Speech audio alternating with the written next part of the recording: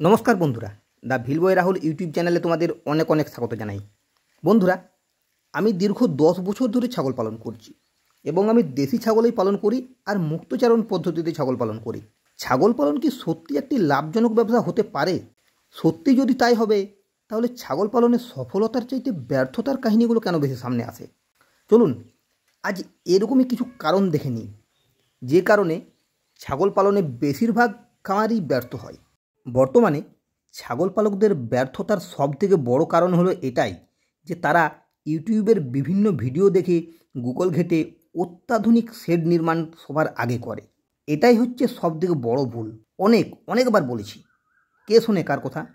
অবশ্যই আধুনিক শেড বানাতে হবে, কিন্তু সেটা শুরুতেই কেন? সেটার জন্য সঠিক সময়ের অপেক্ষা করতে হবে। লভ্যাংশ জমিয়ে কয়েক বছর পরে সেটা করা যায় না? আমি দীর্ঘ 10 বছর ধরে ছাগল পালন করছি। এখনও পর্যন্ত আমি সেরকমভাবে আধুনিক কোনো ছাগলের শেড বানাইনি। অবশ্যই বানাবো, তবে সেটা সঠিক সময় এলে। কেন বহু খামার সুন্দরভাবে শুরু করেও টিকে থাকতে পারছে না? কী এমন কারণ থাকে যার জন্য বেশিরভাগ খামার বন্ধ হয়ে যায়? আমি আমার মাঠ পর্যায়ের অভিজ্ঞতা দিয়ে সেই সব কারণগুলো তুলে ধরার চেষ্টা করছি। তাই অবশ্যই আপনারা আমার ভিডিওটি শেষ পর্যন্ত দেখুন। আর যদি আমার ভিডিওটি ভালো লাগে তো ভিডিওটিতে একটি লাইক অবশ্যই করবেন, কারণ আপনাদের একটা লাইক আমাকে আরও নতুন ভিডিও বানাতে উৎসাহিত করে। তাহলে চলুন শুরু করি। সর্বপ্রথম যেটা বলবো, যে যারা ছাগলের জানেন না কিন্তু বিশাল টাকা ইনভেস্ট করে শুরুতেই বড় শেড বানিয়ে ফেলছেন, তারা কোনোদিনও ছাগল খামারে লাভ করতে পারবেন না। 4 ভাগ টাকার মধ্যে 3 ভাগ টাকা দিয়ে আপনি ছাগলের শেড বানাচ্ছেন, তারপরে যে 1 ভাগ টাকা পড়ে রয়েছে সেটা দিয়ে আপনি খামারের জন্য ছাগল কিনছেন। ছাগলের কোয়ালিটি কেমন হতে পারে সেটা একবার আন্দাজ করে নেবেন, কারণ শেড বানাতেই আপনার সিংহভাগ পুঁজি সুজি হয়ে যাচ্ছে। তারপর যেহেতু আপনি ছাগল চেনেন না, আপনাকে ছাগল কিনতে হলে দালালের খপ্পরে পড়তেই হবে। তারপর বাকি যেটুকু পুঁজি আছে সেই পুঁজি দিয়ে আপনি হাটে গিয়ে খামারে পালনের অযোগ্য ছাগল কিনে বাকি টাকাটুকুও শেষ করে বাড়িতে ফিরে আসবেন। আর ছাগলও কোয়ালিটির হবে না, আর সংখ্যাতেও বেশি হবে না, কারণ দালাল প্রতি ছাগল 200 থেকে 500 টাকা কমিশন বুঝে নেবে, আর আপনি সেটা ধরতেও পারবেন না। অনেকেই ধার দেনা করে আপনারা ছাগলের খামার শুরু করেন, আর যারা বাপের টাকায় শুরু করেন তাদেরও কিছুদিন পর অর্থাভাব শুরু হয়ে যায়। ঔষধের খরচ, ডাক্তার খরচ, দানাদার খাবার, ঘাসের চাষ ইত্যাদি আপনারা কিভাবে করবেন? এত টাকা ইনভেস্ট করেও যদিও পুরোটাই ভুল পদ্ধতিতেই ইনভেস্ট করা হয়, তবুও 1-1.5 বছর ধরে কোনো উপার্জন আসে না। এটা ভুলে গিয়েই বেশিরভাগ ছাগল খামার শুরু হয়, অর্থাৎ 6 মাস পরে হাতশূন্য, এবং এই সেক্টরকে গালাগালি ও দোষারোপ করা হয়। আর একটা সবথেকে বড় সমস্যা কী জানেন? কয়েকটি ইউটিউব ভিডিও দেখে নিজেদের অভিজ্ঞতার ভাণ্ডার মনে করে বসেন, যার ফল আমরা দেখতে পাই খামারের অতি সামান্য সমস্যায় বাইরের ডাক্তারকে ডেকে আনা। যেটা নিজেই ঠিক করে নেওয়া যেত সেটা ডাক্তারকে দিয়ে করিয়ে গাদা টাকা তার পকেটে গুঁজে দেওয়া। এতে প্রচুর টাকা নষ্ট হয়, কিন্তু খামারি নিজের ভুল ছাগলের উপর চাপিয়ে গালাগালি করে এই সেক্টরটাকেই। আর দেশি ঘাস লতাপাতাকে গুরুত্ব না দিয়ে বিভিন্ন বিদেশি হাইব্রিড জাতের ঘাস আমদানি করে শুরুতেই বাড়তি খরচ করে ফেলে। আমি আমার প্রত্যেক ভিডিওতে বলি যে লোকাল ঘাসের উপর নির্ভরশীল হতে। আর তাছাড়া শুরুতেই 20টা থেকে 50টা ছাগল তুলে বাঁশ খাওয়ারও একটা তাড়া ধরে যায়। এই কারণেই আমি প্রত্যেককে বলেছি যে শুরুতে 2 থেকে 5টা ছাগল দিয়ে শুরু করুন। এছাড়া আপনি আপনার এলাকার বাজার ও চাহিদা বুঝেন না, সেটা না বুঝেই আপনি প্রথম থেকেই এমনভাবে ছাগলের খামারটা শুরু করেন যার ফলে আপনার লস হতে বাধ্য। আর তাছাড়া দেশি ছাগলকে গুরুত্ব না দিয়ে বিদেশি ছাগল হরিণের দাম দিয়ে কিনে ফেলেন এবং আমার কাছে এই আছে সেই আছে বলে ফুটানি করেন। এটাও ছাগল খামার বন্ধ হয়ে যাবার একটা কারণ। তাছাড়া আরেকটা যেটা কারণ সেটা হলো, আপনি ছাগলের খামার করছেন অথচ ছাগলের ঘরে যাবার সময় নাকে রুমাল চেপে যাবেন, সামান্য কাজেও লোক রাখবেন, মাঠে ছাগল চড়াতে যেতে লজ্জা পাবেন, তাহলে আপনি ছাগলের খামার কিভাবে করবেন? এরকম বিভিন্ন ছোট কারণ একসাথে মিলে অনেক বড় হয়ে খামারটাকে বন্ধ করে দেয়। এটার জন্য আপনাকে নতুন করে কিছু ভাবতে হবে। যারা নতুন উদ্যমে শুরু করতে চান তাদের জন্য আমি আমার 10 বছরের অভিজ্ঞতা থেকে কিছু কথা ও কিছু কাজ বলছি, পারলে পালন করার চেষ্টা করুন। প্রথমেই যেটা বলি সেটা হলো, অনেক পড়াশোনা করতে হবে। যত দিন যাবে খামার যত বড় হবে তত বেশি জানতে হবে, শিখতে হবে। জানার কোনো বিকল্প নেই। আমি পড়ি, আমিও শিখি, যত দিন যাচ্ছে তত শিখছি। এছাড়া প্রশিক্ষণ নিয়ে শুরু করতে পারলে খুবই ভালো হয়, তবে সঠিক জায়গায় প্রশিক্ষণ নিতে হবে।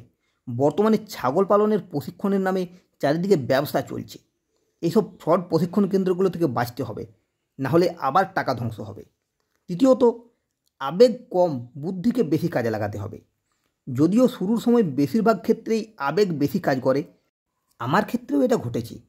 শীতের সময় যখন আমার খামারে ছাগলের বাচ্চাগুলো মারা যেত না, তখন আমি কেঁদে ফেলতাম। দুর্বল বাচ্চাটার খুব যত্ন করতাম, দামি দামি ওষুধ দিতাম, কিন্তু সঠিক কারণ জানার চেষ্টা করতাম না কেন এমন হচ্ছে, যার জন্য আমার অনেক লস হয়েছে। আমি এই বছর প্রায় প্রত্যেকটা ভিডিওতেই বলেছি যে এই বছর আমার একটাও ছাগলের বাচ্চা মারা যায়নি। এর কারণ হলো আমার শেখা। আমি দিন দিন ধরে শিখেছি, তবেই এই বছর আমি সফল হয়েছি। প্রত্যেকটাই শিখতে হবে, জানতে হবে, তবেই ছাগলের খামারটাকে সঠিকভাবে টিকিয়ে রাখতে পারবে। এছাড়া ছাগলের খামারে উপযুক্ত ছাগল চেনা শিখতে হবে, পিওর ব্রিড চিনতে হবে, ভেজাল চিনতে হবে, ছাগলের জাত সম্পর্কে পরিষ্কার ধারণা অর্জন করতে হবে, খামারে পালন অনুপযোগী ছাগল চিনতে হবে। নিজে চিনতে না পারলে নিজের পরিচিত কেউ বা গ্রামের বন্ধুবান্ধব, পাড়া প্রতিবেশীদের কাছ থেকে সাহায্য নিতে হবে। ছাগল কিনতে নিয়ে যেতে হবে এরকম পরিচিত লোককে। দালালদের খপ্পরে একেবারেই পড়বেন না। আমি বারবার বলি যে হাটে একেবারেই ছাগল কিনবেন না, গ্রাম থেকে ছাগল কিনুন, পাশাপাশি গ্রামগুলো ঘুরুন, ভালো ছাগল দেখে কিনুন। একদিনেই সব ছাগল কিনতে হবে এরকম তো কোনো ব্যাপার নেই। আস্তে আস্তে কিনুন, দেখুন, বারবার ঘুরুন, সকলকে জিজ্ঞাসা করুন। আর এক জায়গার থেকে সব ছাগল না কেনাই ভালো। এক জায়গা থেকে সব ছাগল কিনলে ছাগলের একটা জিন ঘটিত রোগের সমস্যা দেখা দেয়। ছাগল বড় হয় না, ছাগলগুলোর মধ্যে রক্তের সম্পর্ক যত না থাকে ততই ভালো। হ্যাঁ, তবে বড় পাঠা কেনার ক্ষেত্রে একদমই কৃপণতা দেখাবেন না। যত ভালো পাঠা ছাগল কিনবেন আপনার ছাগলের বাচ্চাগুলো তত ভালো হবে। আর শুরুটা একেবারে ছোট দিয়ে করুন। প্রথমে 2টো, 5টা কি 10টা ব্ল্যাক বেঙ্গল ছাগল দিয়ে শুরু করুন। প্রথম থেকে বেশি ছাগল কিনতে যাবেন না, আগে অভিজ্ঞতা সঞ্চয় করুন, তারপর ধাপে ধাপে অন্য জাতের ছাগলের দিকে এগোতে হবে। জন্মের পরেই কেউ হাঁটা শেখে না, আগে হামাগুড়ি দেওয়া শিখতে হয়, তারপরে কোনো কিছুর সাহায্য নিয়ে দাঁড়ানো, তারপর হাঁটা।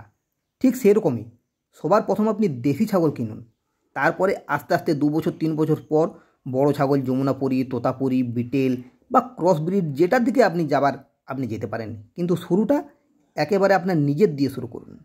আর ঘর নিয়েও প্রথম থেকে খুব বেশি চিন্তা করার দরকার নেই। খুব বড় শেড তো একদমই বানাবেন না, আগে ইনকাম করতে শুরু করুন, তারপরে বানাবেন। আমি 10 বছর ধরে ছাগল পালন করছি, এখনও সেভাবে ঘর বানাইনি।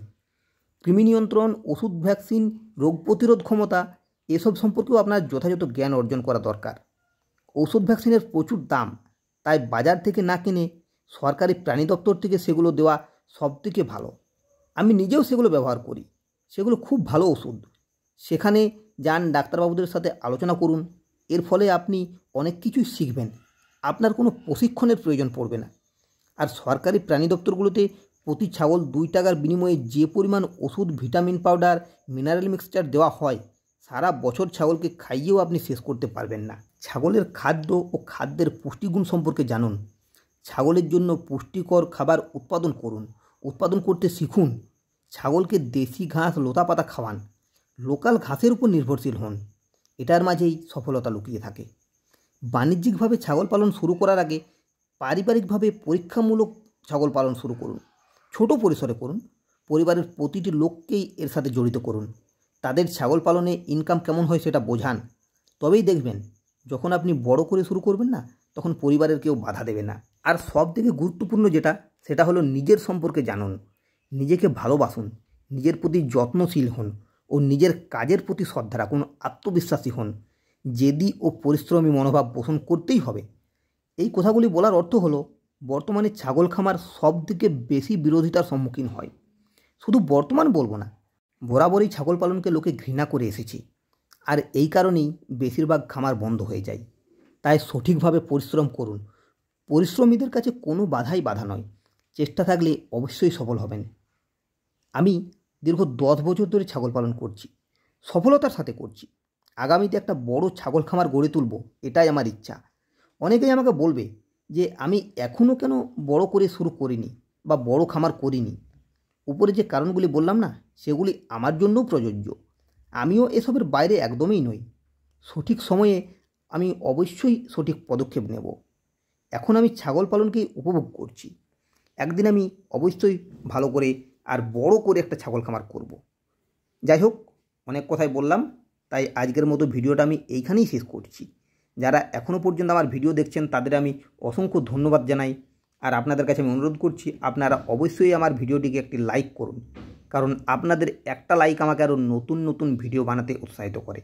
আর যে সমস্ত ভিউয়ার্স এখনও আমার চ্যানেলটিকে সাবস্ক্রাইব করেননি তারা অবশ্যই আমার চ্যানেলটিকে সাবস্ক্রাইব করুন, আর পাশে থাকা বেল আইকনটিকে অবশ্যই প্রেস করুন, যাতে আমার যে কোনো ভিডিওর নোটিফিকেশান সর্বপ্রথম আপনার কাছেই পৌঁছায়।